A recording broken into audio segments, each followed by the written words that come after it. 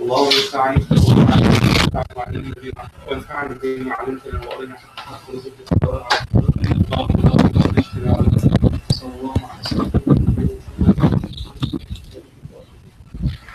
So I got inspiration for today's first session on the matter of thanks from the 28th letter. So if you don't have the paper, you can follow along.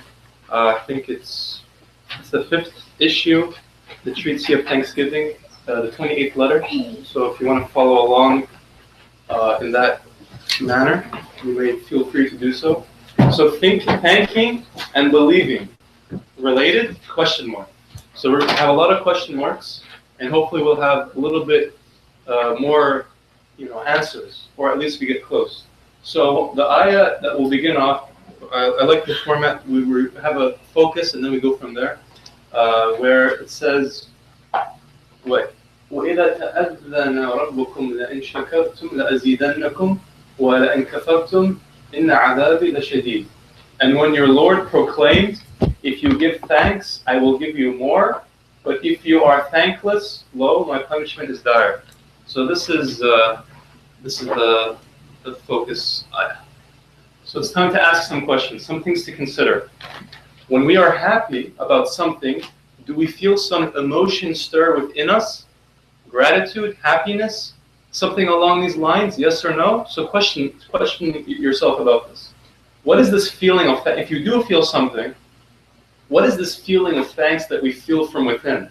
Is it a conscious feeling, or does it appear as a guest? So am I consciously and willingly having this come from within, I want to feel happy? Or does this come within you as a guest, and whether it's a welcome guest or unwelcome guest, is it a guest nonetheless? So that's another question for us. Do we suppress this feeling, or do we utilize it towards some goal? It's another question. And then another question to leave you off with on this matter is it at all possible that this feeling within us is a tool, part of a greater repertoire per se, to get to know the one that placed this within us, if it is indeed someone who's placed it within us, and it's not ourselves that are the ones responsible. A few more questions. The topic being, are we the only ones that experience this feeling?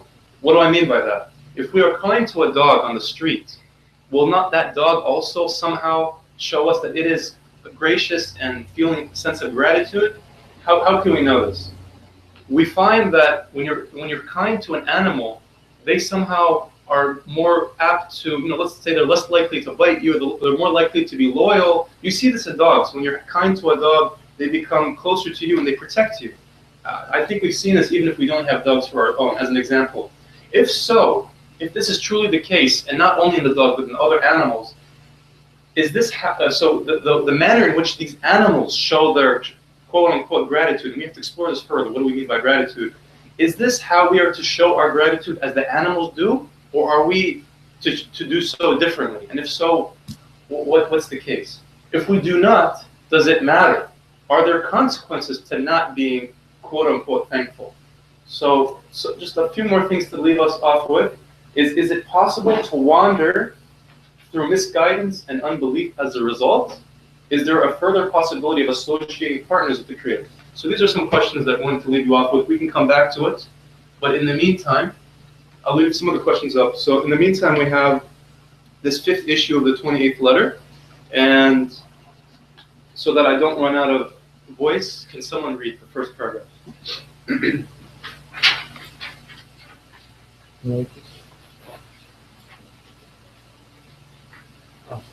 Adam, would you like to read?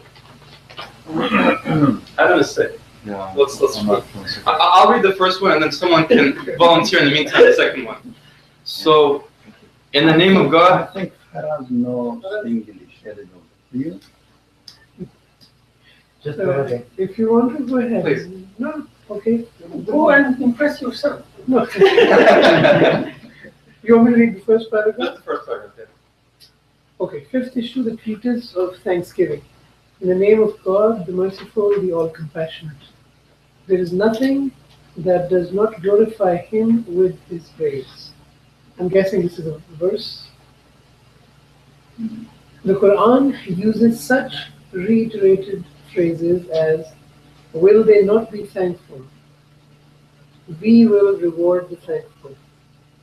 If you are thankful, I will give you more. Nay, but God do you serve, so be among the thankful." To show that the All-Merciful Creator's most important command is to give thanks. Proclaiming that not doing so means denying bounties. He reproaches them severely in Surah Al-Rahman no less than 31 times. Then which of your Lord's bounties do you deny? Like its microcosm, the wise Quran,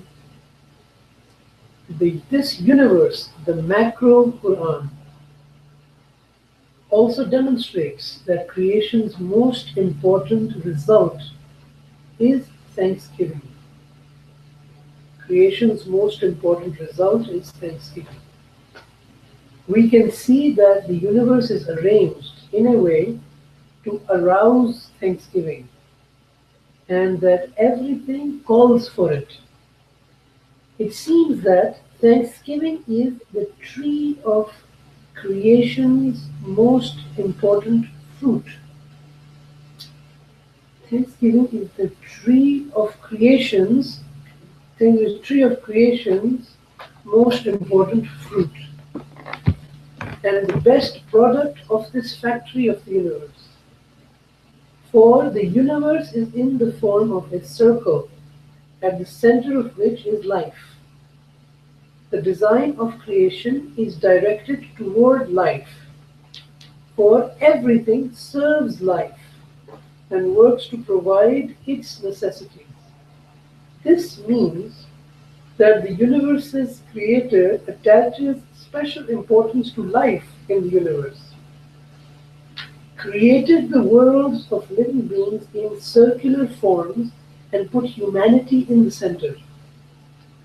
The purposes of creating living beings are directed toward humanity, which all other beings serve. This means that the majestic Creator chose humanity to rule over them. Do we want to get a general overview and read the whole piece, or read a paragraph at a time? Because I don't think everyone here may have read this piece in quite some time. What's our preference here? I think it's a good idea to have an overall understanding. Okay. For me. Am I reading too slow, you think? No, you're good. You're good. Are you tired from reading? Are you good? I'm all right. Continue. Said Nursi considers humanity the fruit of creation. In this context, he uses fruit in the sense of duty and purpose, the first duty of humanity. I didn't understand this. This is a footnote from the top where it says, it seems that Thanksgiving is the tree of creation's most important fruit and the best product of this factory of the universe. This is a footnote on that. Oh, okay. Yeah. So Thanksgiving is the first duty of humanity. At the center of the circular human and animal worlds is provision or sustenance. Okay. The Creator inculcated love for provision in people and animals and urges them to work for it. He made provision a vast and rich treasury of infinite bounties, so that people and animals can recognize each taste. He enabled the tongue to distinguish as many tastes as there are foods and drinks. Given this, provision is the universe's most manifest, comprehensive, curious, and pleasing reality. As everything is concentrated around and directed toward provision, provision itself comes through, subsists on, and points to thanksgiving. Provision itself comes through, subsists on, and points to thanksgiving. This is because the need and desire for provision are a natural thanksgiving, and the pleasure and satisfaction coming from provision are an unconscious thanksgiving. Both of these are common to all animate beings. Those who change the nature of such thanksgiving through misguidance and unbelief, those who change the nature of such thanksgiving through misguidance and unbelief drift into associating partners with God. The beautiful forms of bounties, their tastes and smells, are invitations to thanksgiving. By arousing desire in living beings and thereby directing them to appreciate and respect provisions, they urge animals to give thanks through their disposition and people to do so with their tongues and actions. They also cause living beings to experience the greatest pleasure and satisfaction through thanksgiving itself. In other words, showing the all-merciful, all-munificent owner of the treasuries of compassion's most pleasurable and permanent grace and favor behind the temporary enjoyment of bounties enables humanity to experience a permanent pleasure of paradise while in this world.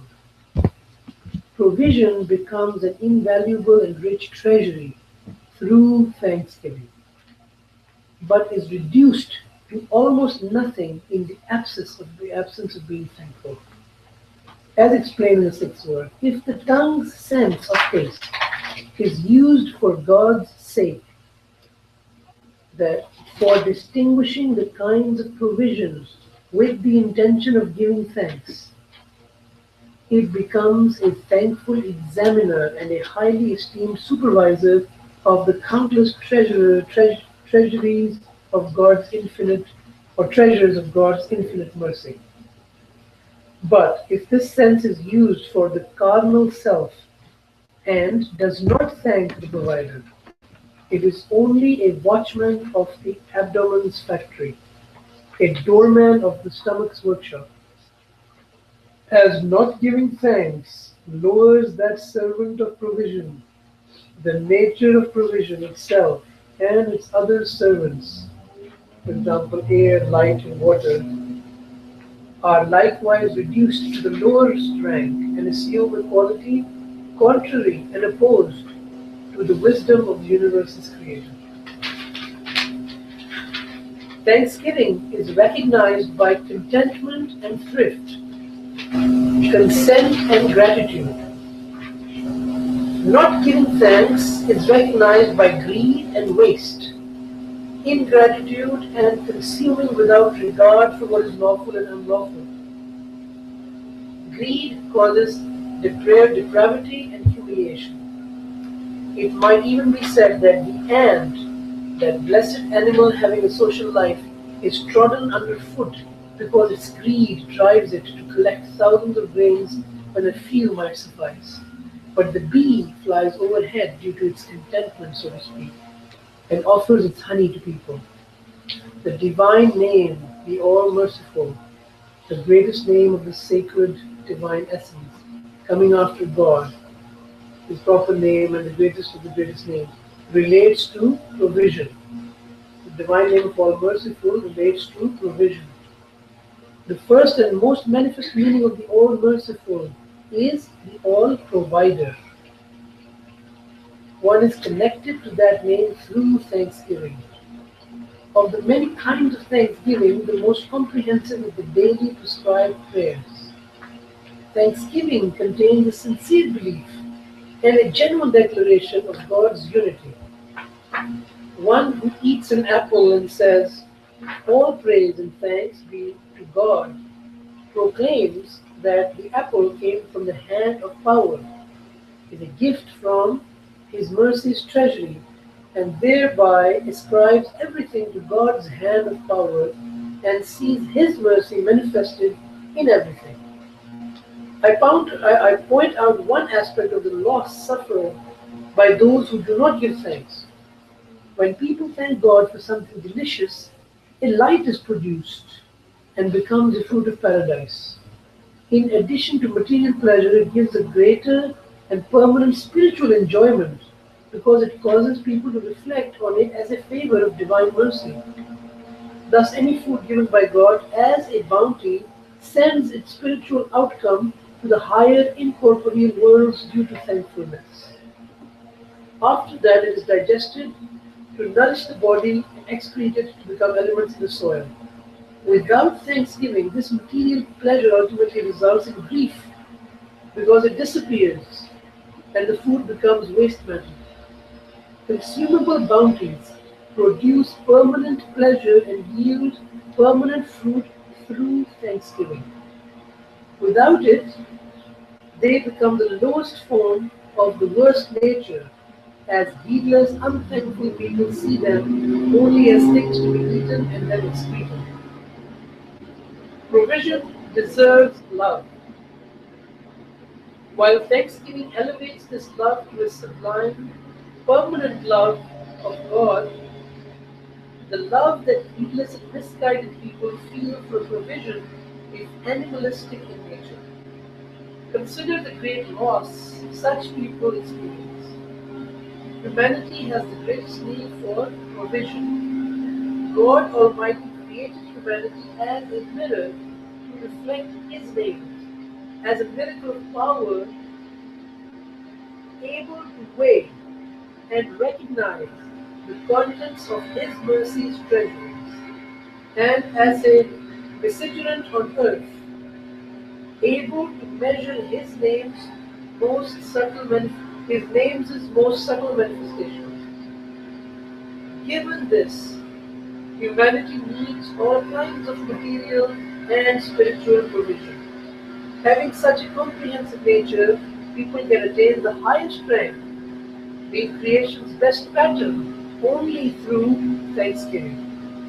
Without it, they commit a most dire sin and fall to the lowest rank. So there are a lot of claims being made here, so to go through them one by one. I'm thinking that we can consider this first question that we had about this emotion that comes from within. Can anyone relate to that? Can you comment on that about how, what goes through your mind when you feel this sense of someone's kind to you or something happens that's favorable? What's this experience like? Can you comment on that? Have you ever thought about it? And then we can go from there, because this will lead to some of our questions and some of the points that the author is raising here.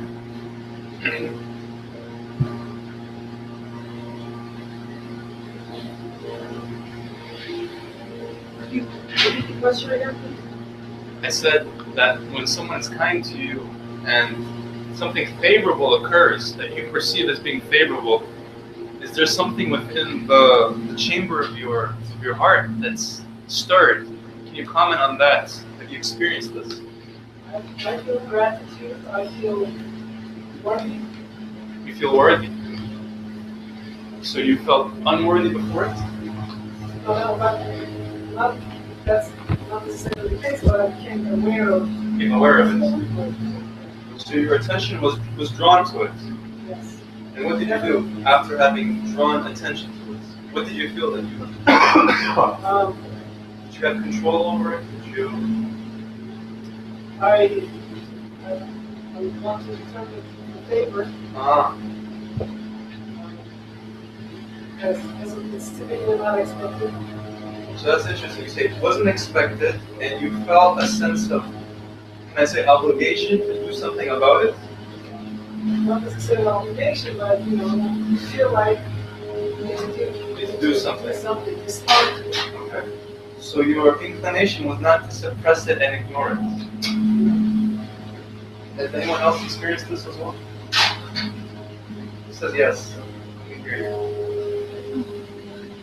I think it's some intrinsic feeling. It's an intrinsic feeling. So it's not something that you decide, I have to be happy now, I have to be thankful. Like, you feel some sort of favor. having that kind of like, feeling of gratitude is something follows it like inevitable, like you cannot really get away from it. Even if like let's say you don't want to feel that way, I don't think you can help it. To me, the next thing to consider is this something unique to us? Do all of us experience this? And if so, is this a quality of the creation, or of everything around us, this existence around us? Is this a quality that we see? This sense of do to other, or something happens to other, and this quality is there, this attribute of having something stir within you, is this unique to me, Haida, or us as human, or is this a reality of that which is around us? Common among human beings? Shared by Human beings, or animals, or How about plants? plants? So how far does this extend? And if so, what's unifying it? What does this say? As far as our perception of the world is concerned. Absolutely. But we don't know what the dog really feels, but I see that dog is happy when it sees or meets its master. Starts climbing up on his laps. Is it predictable? Is this phenomenon predictable, or is it? Is there a sense of I think it is observable. it's observable? Is it always observed the same way? I mean, I would say like to a certain extent with plants, but definitely with animals and also with human beings, unless there might be some exceptions among the human beings. Yeah. This is something that, yes, you do observe, like when you do something, some sort of favor to, like, treating an animal, you get something in return, and so it's not like, I don't think it's a matter of choice. So it's already there in you and in the animals. So you are like built in, like you are already like I'm gonna say made in that way. So there is nothing really extra that you are doing that. What if you didn't know why this feeling was within you? So for the children, they'll wake up and they have a candy underneath their pillow, but they don't know where it came from. Do we experience this in our lives as well? And if so, does this change that feeling? Do we have a desire to question why is it that we feel this way? Who is responsible for this? Am I responsible for this? So let's see if does the author address this.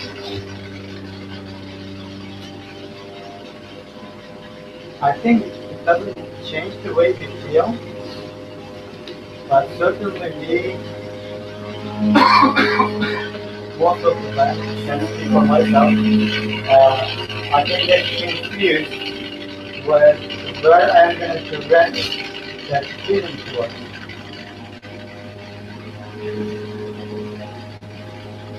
The author here says, to go on what Osman says, is we can see that the universe is arranged in a way to arouse thanksgiving, and that everything calls for it. The universe is arranged in a way to arouse thanksgiving. So, are we crediting that which is around us with? Where is this interplay? So, as I was saying, we're not sure. We can be confused by who or what is responsible for this. Is that which is around us? Is it confusing us, or is it aiding us? Well, what do we think about that?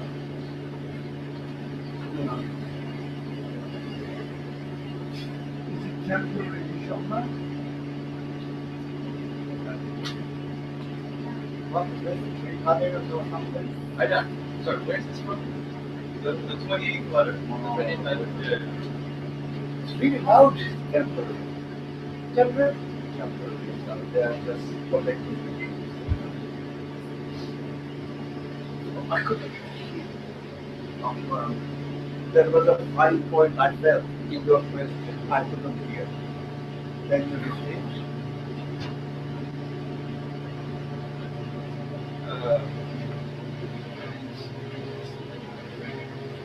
So Osman was saying that. Forget about Osman. Okay. So we see that the author is saying we can see that the universe is arranged in a way to arouse thanksgiving. Yeah. So does that mean to say that we're crediting that which is around us with arousing this feeling within us? Or is it merely helping us qualify and describe this feeling to us and teaching us of what this is? Which is it? Yeah, I'm asking that is it a conscious choice? No. It's the author is saying that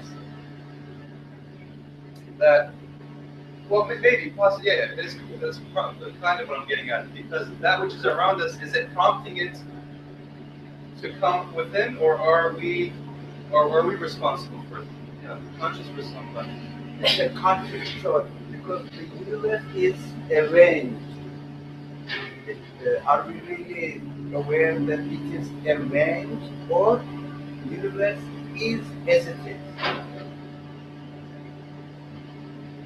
And that's something important, because if we don't think about that and have tried to address that question, we can't begin to address that which is from within. I think so. The way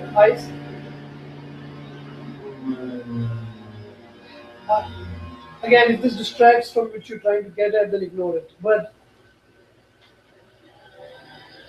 whether you see it arranged or not, even if you bracket that,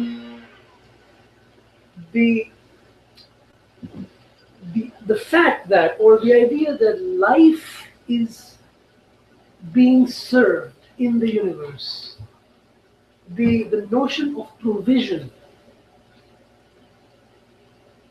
I mean, that to me is like the fundamental starting point. Is this universe exists in a way, if you don't want to start with saying created in a way, if it is this universe existing in a way that shows that life and humanity, or let's say life, is being provided for. Do I see this in the universe and in myself? Is life served? And is the response to that provision, what is my response? I want to breathe air, I draw in, and there is air, and it serves my life. Now, then immediately the point comes, is it, if I take the position, this is just how it is. Life is supposed to be served like this way, or there's no, I have nothing to say about it, And yet, if you stop me from breathing, I would struggle to breathe. I want to breathe. So, if I then claim, I don't think breathing or life is valuable, I contradict myself, because all the time I'm acting in a way to preserve life. I get hungry, I look for food. I don't say, let me just sit and die hungry. I look for life. I enjoy. Plants, good, they want the sun. When the sun comes to them, they start to grow. Life.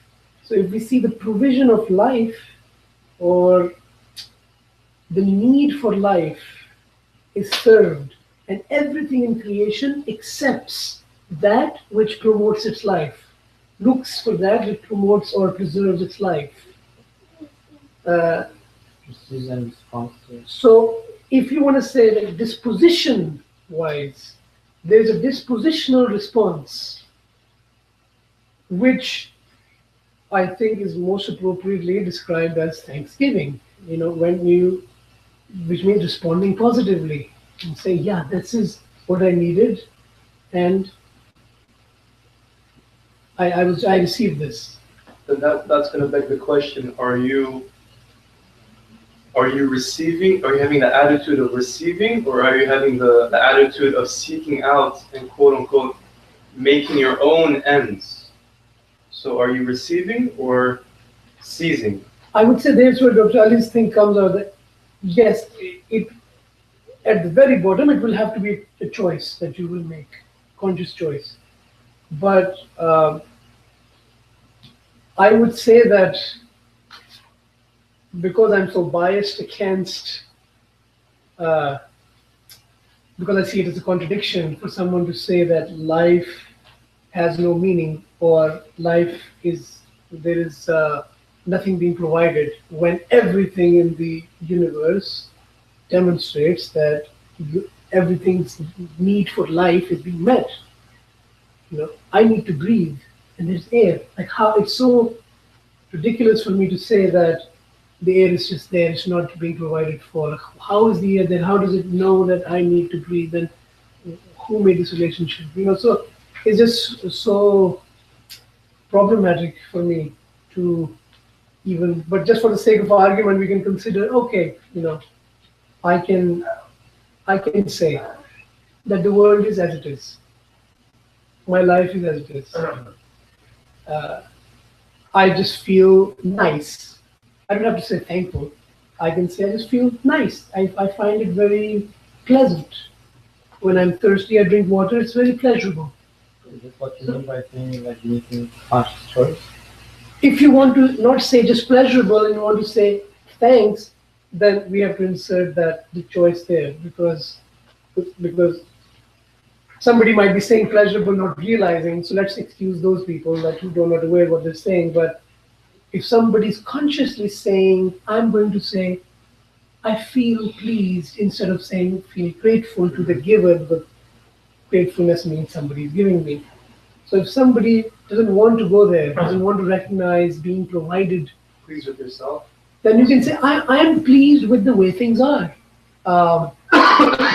And in fact, those people actually don't say eventually pleased. Those people eventually say life is absurd because it has no real purpose. And so it's really, there are different ways of saying this, you know, expressing that self-sufficiency or absurdness. There are different ways of, more or less crude ways of saying that, but ultimately, you are, you know, there is a denial. If you actually become conscious of it, there's a denial. My life is being provided for me, and I'm saying, no, it's not. I just have it. On what basis do I make that claim? So, I mean, I think when you name it thanksgiving or pleasing or feeling good, whatever, like to me it's all the same, and there is really no consciousness acting at that point.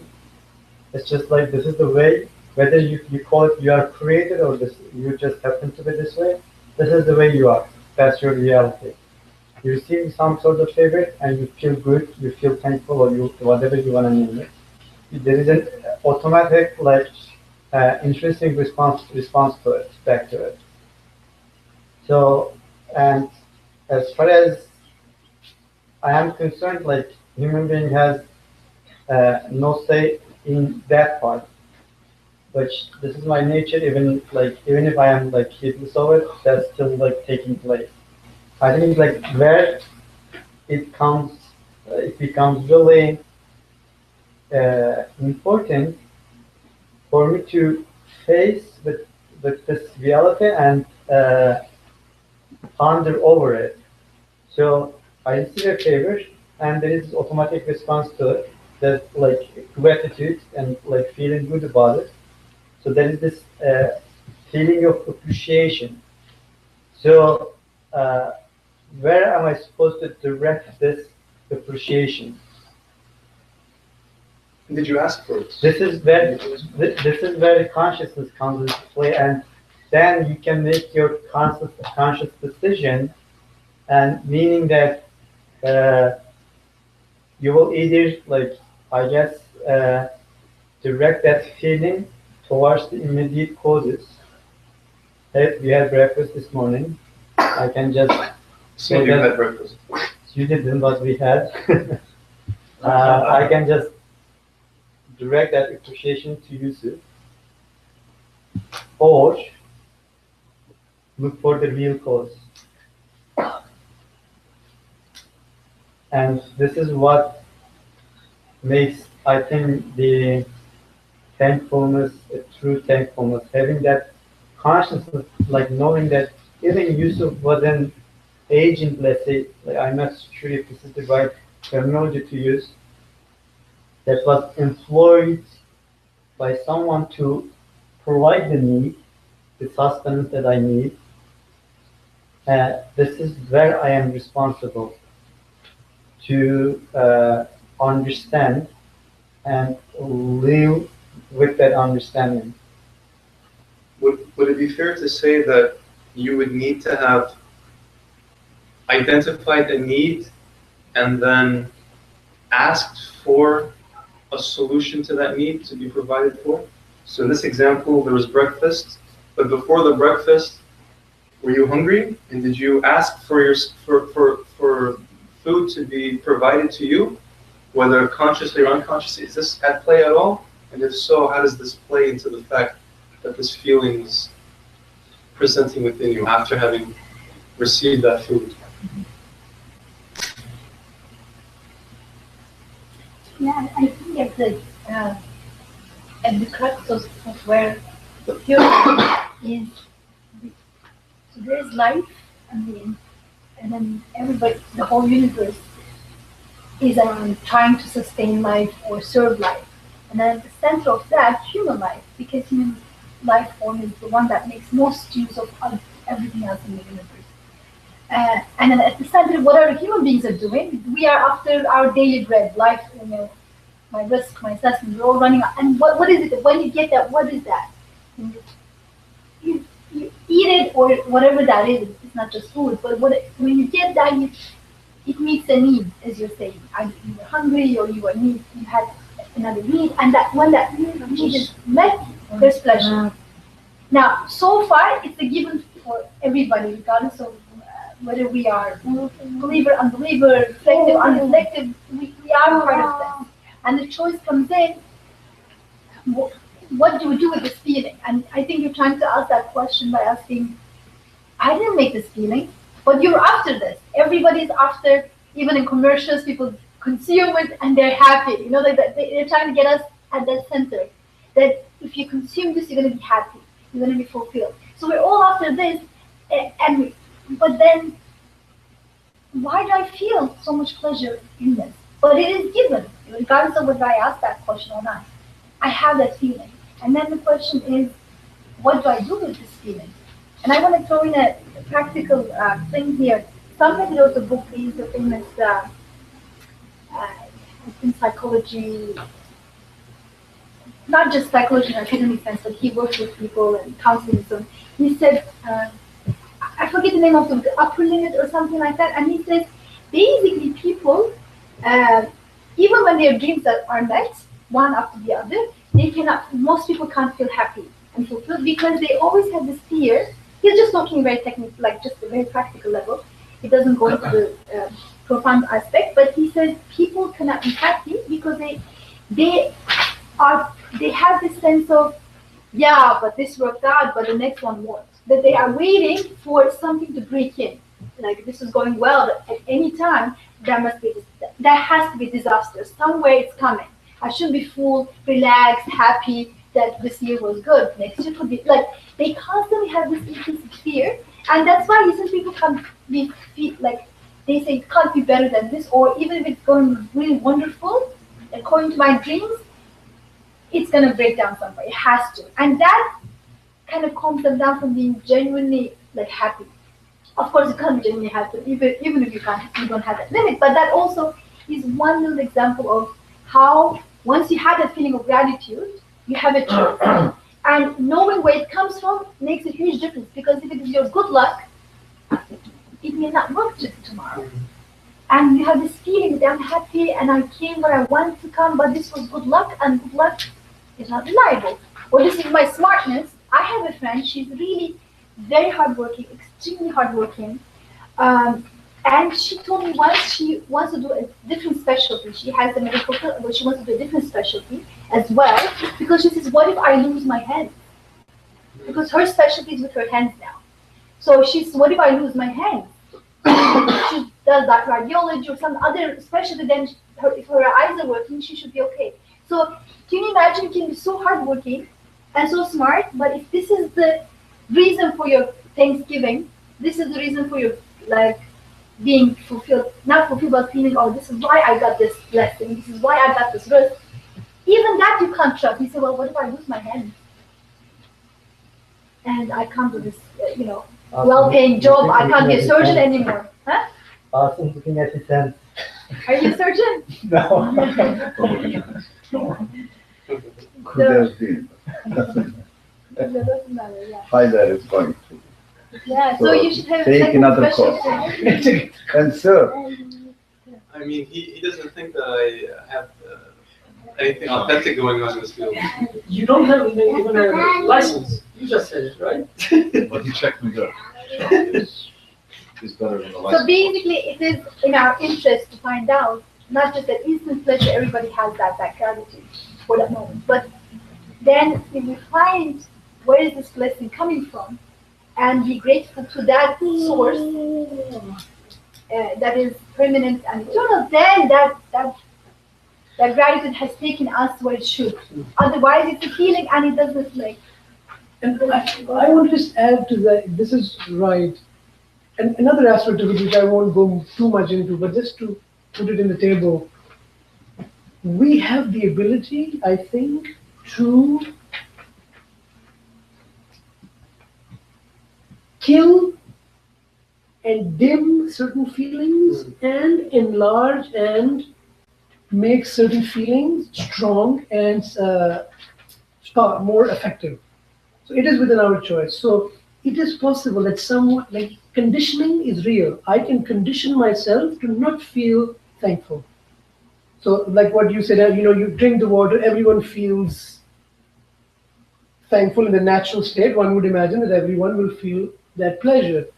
But it is possible for me, I have the capacity to mentally put myself in a situation where I experience only misery.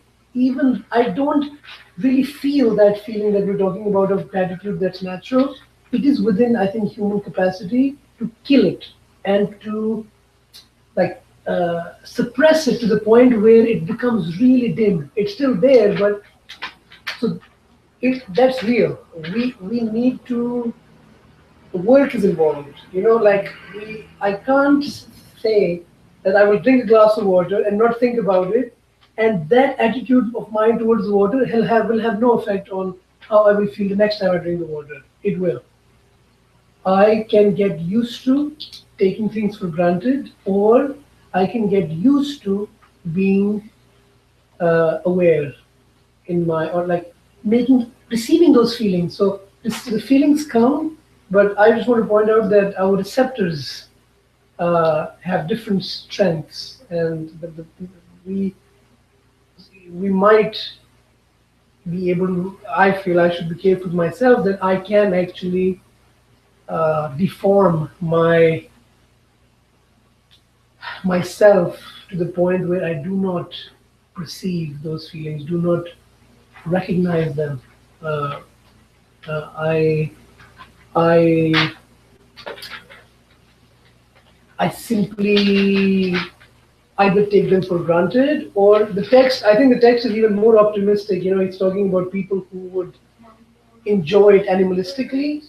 I think what I see people, how busy everyone is with everything they're occupied, they don't even have animalistic pleasure anymore.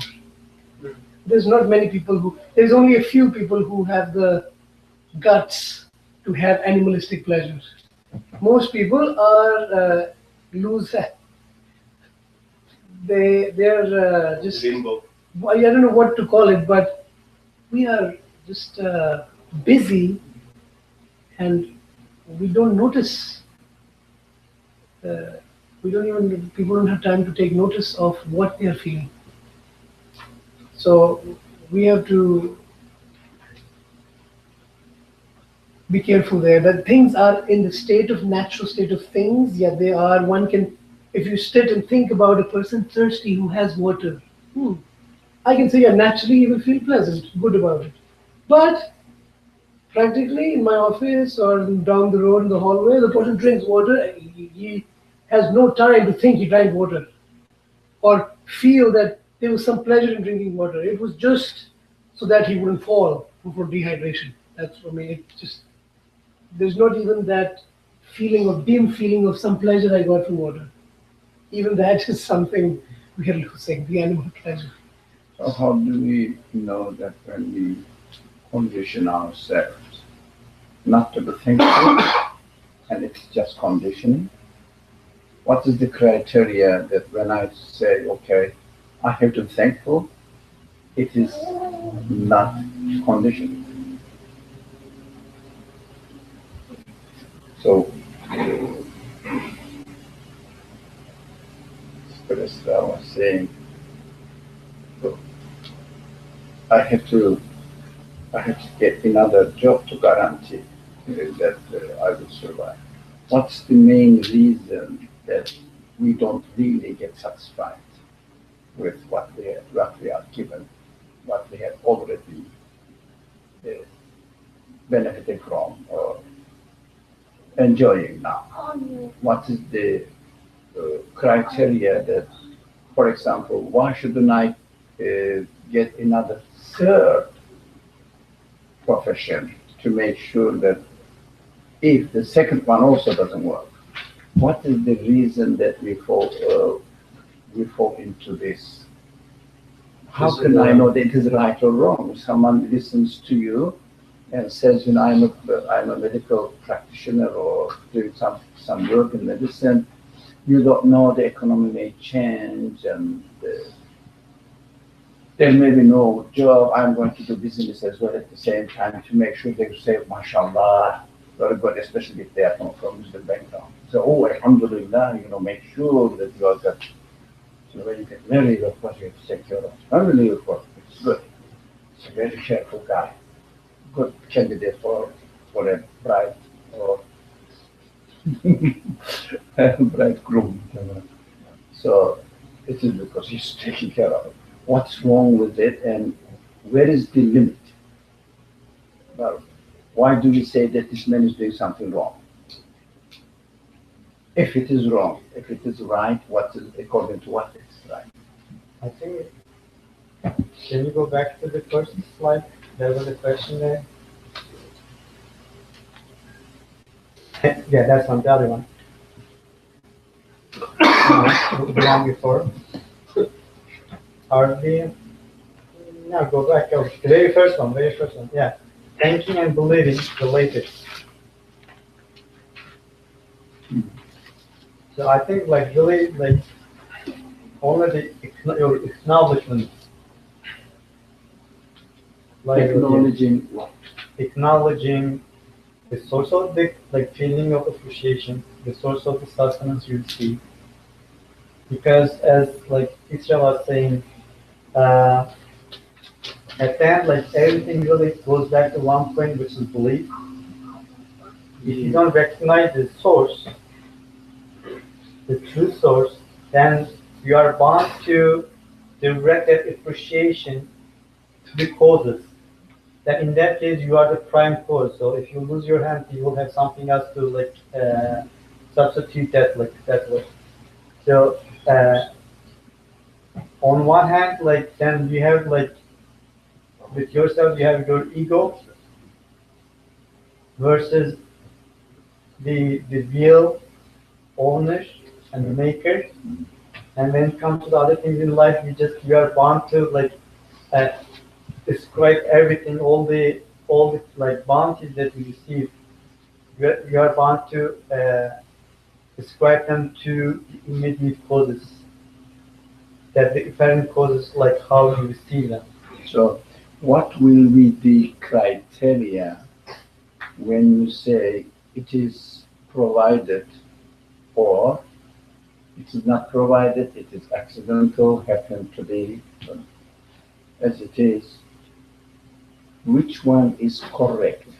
To decide that about the correct one, what will be the criteria for you? It's the question, not question, that is not So- come. I think my. One thing, so go. So it's like a maybe small but really important nuance there.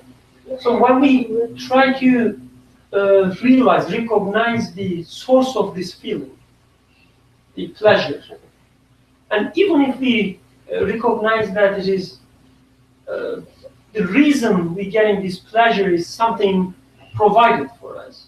Let's say we drink the water and say that, oh, thanks to God who created the water and the pleasure in us. Let's say we recognize that, right? We were able to go that further. But we're still in a danger. Just like, so I don't know the name, Isra? Isra, okay. Sister Isra said, I can still ask for more, right? Even if I recognize the source. Even if I realize that I'm a successful surgeon and I'm earning these that much money. Not that much. You will be disappointed. Anyway, the surgeons we work with, they usually earn a lot. No, they were 24 hours a day. They still earn a lot. Anyway, so even if I recognize the source of this success from the Creator, I may still ask for more and say that, okay, I want more success, I want more pleasure. So instead of trying to change our specialty, because we know now that it's not our hand giving us success, but the God.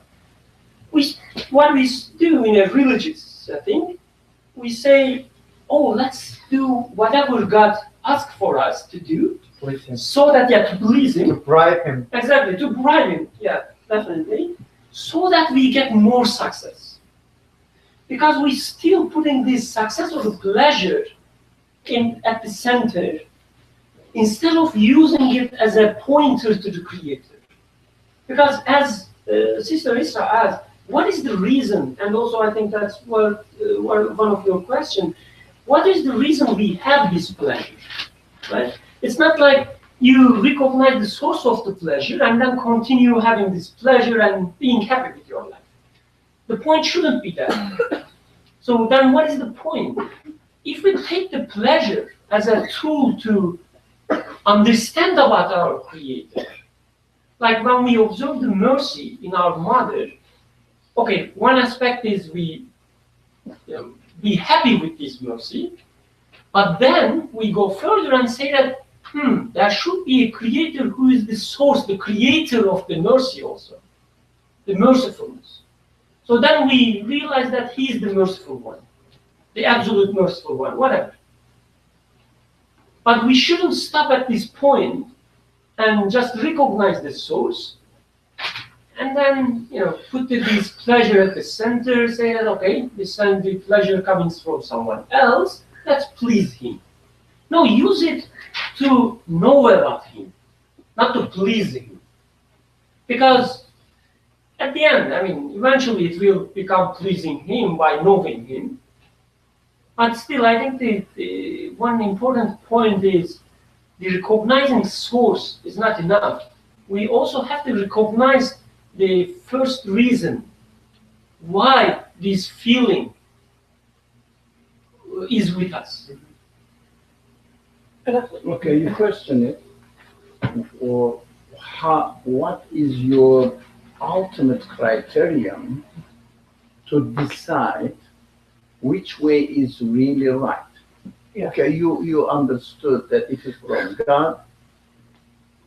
Well, okay, maybe if you are coming from a background which says there's God and you're thankful to God, and you say, okay, this background is right because I end up with God. But how do we make sure ultimate criterion in our hand that this choice is right? It's your own nature. That's a good question, yeah. Your own nature, your own fitra. So you witness the truthfulness of your conclusion by using yourself. Yeah, if one is really honest with himself, I mean, I have experienced this for so many times. Like, I find myself many times that I am lying to myself. Many times or always? Deep inside in my conscience, and maybe even now I may be lying to you. Deep inside in my conscience, I really know what the truth is, but I just don't have the courage to express it in words. So this is like, I don't, for whatever reason, there is this side of me that doesn't want to admit. So I think it's simple. Finish your thought. So this is why you are the one who is the ultimate criteria to know that your acknowledgement is true or not. Like, if you have that, like, if you have that peace and if you are able to surrender yourself to that, like, feeling, to your own reality, within yourself. Yeah, and if you don't feel contradicted, then most likely that that is the truth. Is there any other way? I don't know. So I think the answer is around you. I think that the universe is speaking to you. We have to listen. I think that the question that you posed earlier, is this the fact that it's being provided for you? How do we know it's being provided, or is it just there because it happened to be there that particular day and that particular time? If we can reliably say, if I, this tree, it provides walnuts, let's say that I'm a squirrel and I'm sustained on it, is that tree going to be there every year during that particular time? Is it going to be provided to me in a way that I say, I need this, I'm crying out and saying, I need this sustenance, and it's appearing there? Is that chance? Is that probability, or is that dependability, and is that being provided? I think that the answer is around us. I think that the universe is speaking to us. Murat made a comment. May I read the comment? Murat, please. Questions online. So he says about gratitude. This feeling is felt, gratitude is felt based on your awareness of the thing that is being given. How it was made, where did it come from, the effort, how it affects you.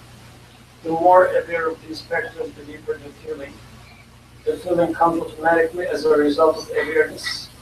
He also notes that as we recognize the contingency of the bounty itself, we recognize that the gratitude arose from understanding that the thing itself, the bounty itself, is contingent. This was his comment. Can I ask a question? Is the question, do I give thanks or do I give thanks to the source? Is that the question? Is the second one the question? No, none of these are just preliminary questions. Right. So do I give thanks, or do I give thanks to the creator of the, what did it say, nourishment? provision. Provision. So when you say do I give thanks? No, none of them. None of them is the question. None of them. Whatever you do, that's your choice. It's not important really. How do you know that whatever you choose is really true, and you have to build confidence in yourself that my choice is true. So that if you really understand or decide about the ultimate criterion for the truth, then you will go back to the beginning again. Now, this is the criterion. I am being pleased with the provision itself, or I am being pleased with the giver of the provision. Then using this criterion, this choice is right, the other one is wrong. I will decide about it. Yeah. So the question is, which criteria I should use, I must use in order to keep consistency within my own self. So the question is thinking, sorry. thanking and believing related? Question mark. Yes, related, but believing in what and how can I know this belief is the right one? Somebody says, generous Mother Nature provided all this. What is the difference between generous Mother Nature taking care of me, generous God taking care of me? Apparently, there is no difference. Because generous Mother Nature exists also eternally, and apparently there is no difference. And eternal God, or absolute God, the creator of the nourisher or provision, is also eternal. In their terms, is infinite, not absolute. Because we got the lesson from yesterday. So infinite, they say it is also infinite. Why bother to think about it? Be thankful to generous Mother Nature. Most of the people use this language and they don't see any harm in it. Is it really true? Do we have to say that absolute God is providing it? What the criteria should be? The criteria should be whether you're really satisfied with whatever you think satisfied you. So you derive a benefit from whatever, and then you feel that immediate sense of thankfulness. But is that really satisfying? Because here it says, if you give thanks, I will give you more. But if you're thankless, my punishment is dire. So if you give thanks, if you take that opportunity to be thankful to the true source, then immediately you will be given more. You will be given what you were actually meant to be given. So if you properly use that feeling of thanks, then you will meet with what really satisfies you. That is, you'll be given the real deal. But then if you miss the opportunity, if you give your thanks to the wrong source. How do you experience it? How do you experience that? If you give thanks, you will be giving more. You will, yeah. I will give you more. The text says, every text says anything. There are many, if you read other texts, they say the same thing. Isn't that meet the source of that blessing? Which is blessing? Whatever blessing made you feel thankful. What is blessing? I don't know. Okay. I mean, like, really, isn't it like, again, I'm No, don't hide behind the terminology. I understand. Isn't it your conscience? For example, like, if I still, like, let's say, icon of Muhammad Ali and cannot pretend like it is really mine, like not having the, like, that feeling inside me, the contradiction inside me that whatever I did is the right thing to do. So, like, if you receive a bounty and as a result of that bounty, like, the feeling, the gratitude already there, and if we are ascribing that gratitude to something other than the true owner, you are stealing something from the giver of that bounty. And So in your conscience, you kind of know that the conflict is there. Like you kind of know that you are doing something that you shouldn't do. And the proof is that you psychologically and physically experience it because of the temporariness. Yeah, of that the punishment, the way that I understand it, at least the punishment there is then your internal conflict comes as a result of like me ascribing the delicious food to Yusuf himself. So what the text says is not really somebody is out there is going to punish you, give you a good, smack on your face, but it is telling you that if you don't give thanks to the giver, the original creator of the provision, the original, if you don't acknowledge the original giver of the, not the originator of the provision, will act against your own then nature. you will be finding yourself as punished. It means contradicting yourself. You will find that you are doing something against your own nature. Like meaning that not for the person, but like the punishment itself is like while you are a successful doctor, but using the hand, like being in that state and looking for the other means to provide for yourself. That is the punishment itself, because being in that kind of state, like mindset, is the punishment because you are taking the burden on yourself, thinking that you are the provider of your own needs. So if you don't recognize, if you don't choose to recognize the origin of the provision, then you contradict yourself and you punish yourself. You feel the pain in your own self, and that is the criteria for you that you are doing something wrong. That bounty becomes the source of disappointment. It means contradiction. Disappointment means something contradicting your own being. So the ultimate source of the criterion, not the source of the ultimate criterion would be your own experience. Yeah. And you can only speak for yourself. You cannot really, Yeah. since you are the one who is really able to know what you're experiencing. So one more comment, let's proceed with the text. I was going to ask how the bounty is increasing when you give the text. In yourself. For example, we had breakfast here.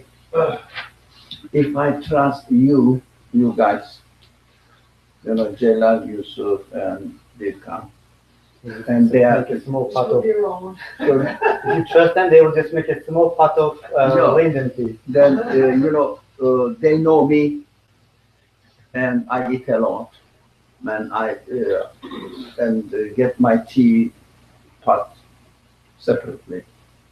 Yeah. So in the evening I will get hungry again, because I know that is my routine. That's how I am, and they know that I will get hungry again. And if I know that you are, by giving me the breakfast, you are being merciful or kind to me, and if I know that you are a kind person, not the food itself is satisfying it, provision is satisfying it. Provision is a vehicle, carries your kindness, the message of your kindness to me. I get this kindness through the provision, and if I am sure that you are going to take care of my need this evening and tomorrow as well, then while I am eating my breakfast, only 2 or 3 plates is enough. More maybe 4 plates. So 5. so 4 plates of my breakfast. This is 4 plates. It is multiplied by my perception of your kindness. If my perception of your kindness was, not is, because I know you are going to die as well, was absolute, my 3 plates multiplied by absolute.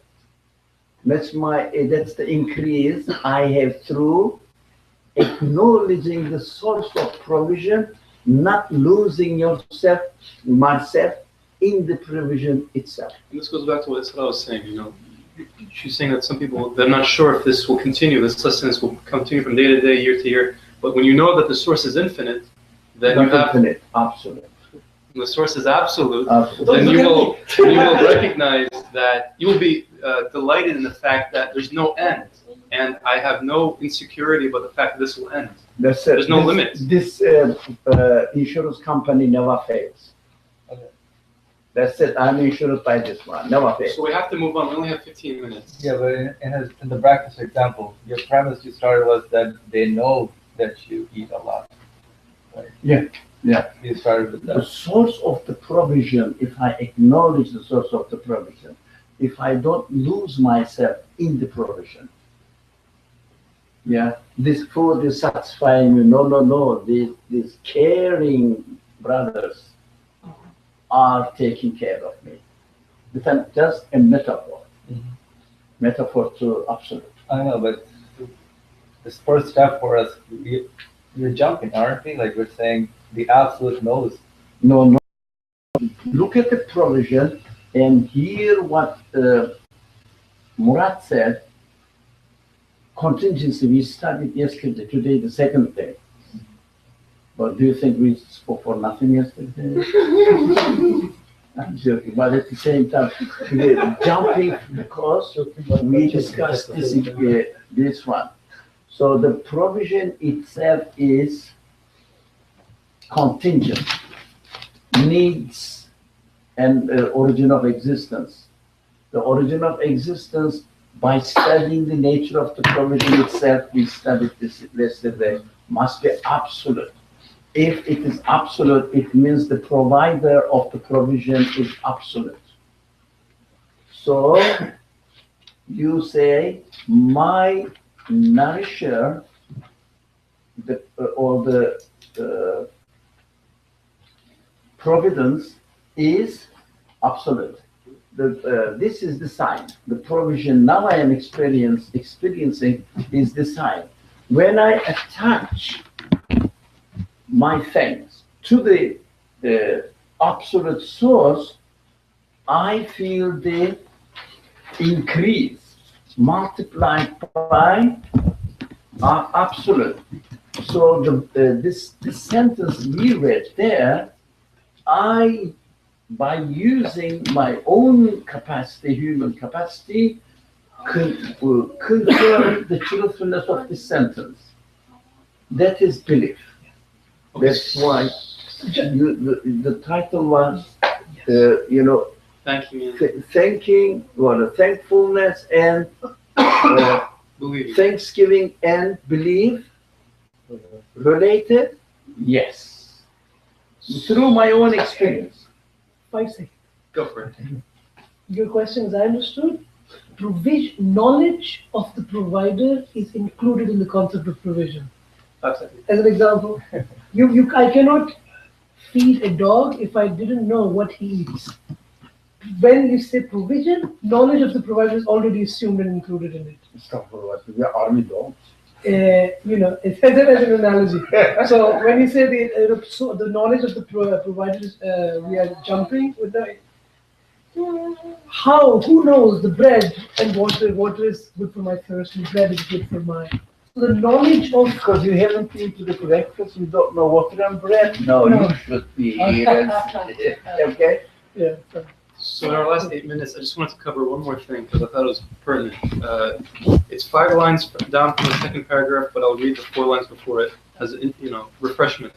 At the center of the circular human and animal worlds is provision or sustenance. The Creator inculcated love for provision in people and animals and urges them to work for it. He made provision a vast and rich treasury of infinite bounties so that people and animals can recognize each taste. He enabled the tongue to distinguish as many tastes as there are foods and drinks. For the sake of time, I want to focus on what comes after this. Given this, provision is the universe's most manifest, comprehensive, curious, and pleasing reality. As everything is concentrated around and directed toward provision, provision itself comes through, subsists on, and points to thanksgiving. This is because the need and desire for provision, notice, the need and desire for provision are natural thanksgiving, and the pleasure and satisfaction coming from provision are an unconscious thanksgiving. So I want to focus on this if we can. We'll end up this session with these thoughts.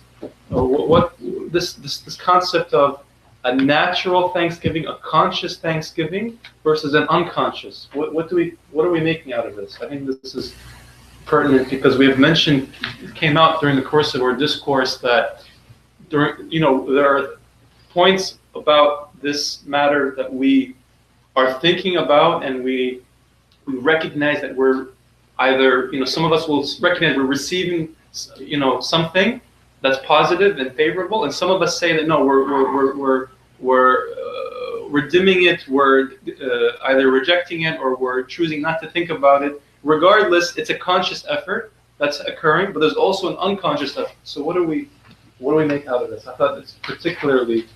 I think this is a good interpretation. In retrospect, I can look. This is an explanation that the author is saying: look to yourself and look to your need for provision, and understand that need itself as a kind of thanksgiving. And the satisfactions of those needs are see that as already satisfaction coming from provision as an already in kind of an unconscious thanksgiving. So I think but he puts the word thanksgiving there, so that thanksgiving is completely conscious. So he's basically saying, taking it deeper into our, not only the things that you are conscious of, but in my understanding of myself, I would include all the things that I am provided for and may not be conscious of actively. So I think he wants to embed, or he wants to deepen our consciousness, really, to say that ultimately these unconscious and natural thanksgiving should become conscious for you, because he puts the word thanksgiving there. Thanksgiving is conscious. So, I think this is pedagogical, the way he teaches is to make these phrases, to say that, deepen it down. Yeah. At the same time, it's there. It's there in the images and annotation, unable to breathe, whatever it is, belief, consciousness. And at the moment he's given the oxygen, and the relief that comes, you can see that's the gratitude. That person is grateful. He may not be saying conscious, I'm grateful, but he was able to breathe. He has had this very strong feeling, need to breathe, and now he's given the oxygen. That taking it in and just enjoying and being relieved, that's Thanksgiving. Years ago I had this, I never forget this child who had come over, not from a religious background, so she wasn't told to say Alhamdulillah or this and that. She was very thirsty. I gave her a glass of water. She drank. She said, "Ah." She was like a 7-year-old girl. Ah, that's what she did, and that's Thanksgiving. That's there. He's not making it up. It's there in the way the world is. They're not making up. No, but I think. But it's unconscious. That girl is not saying thank you to me or But to anybody. the whole situation was arranged to arouse Thanksgiving. Yeah. You said that, right? The universe is arranged in a way to arouse Thanksgiving. So whatever condition that little girl was prior to feeling that was arranged, and the Asla patient's conditions were arranged, right? They were all arranged to lead to that extreme desire and need for air or water, and then you receive the bounty, then you feel this feeling of being relaxed and your desires, needs being met, and that leads to unconscious thanksgiving, and then it's up to you to whether to learn from this, grow from this experience, and acknowledge what really happened.